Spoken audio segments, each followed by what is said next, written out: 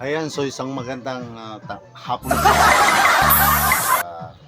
Mayroon lang po akong isi-share sa inyo na kung sakali man tayo ay sakupin na ng China, no? So meron po akong idea na para magkasundo tayo ng China, no?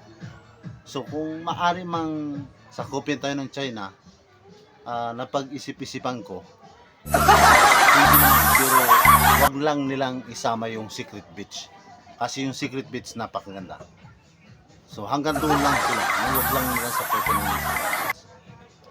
Ayan, sa ating mga kapwa Pilipino dyan, panoorin nyo itong video na ito para mayroon po kayong makuha, no, at matutunan na kung anong idea ang mayroon ako para magkasunod tayo ng China.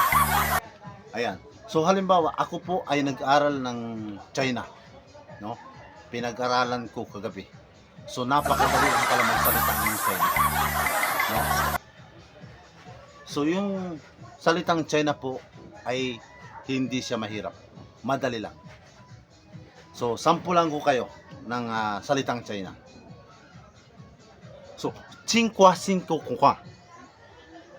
Napakaganda po daw ng Pilipinas. At napakaganda raw ng Ilido. Chingkung Kinsang Kung Kazik Ka Kuche Kaha. So, marami daw dito isda sa Ilido. No? Marami daw isda dito sa Ilido.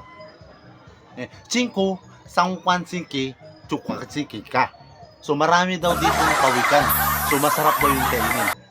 Yun yung gusto nila dito sa Pilipinas. Chungkwa Tingkuluki Changti Kukaka. Ibig sabihin po, kanila daw gusto nila, no? Chungkwan Tingko Ting Ting Chungchang Ting Ting Bati Chung. So ibig sabihin po ay gusto na nila dito pumatong. Yan po. So maraming salamat po sa lahat ng mga panood. Yan.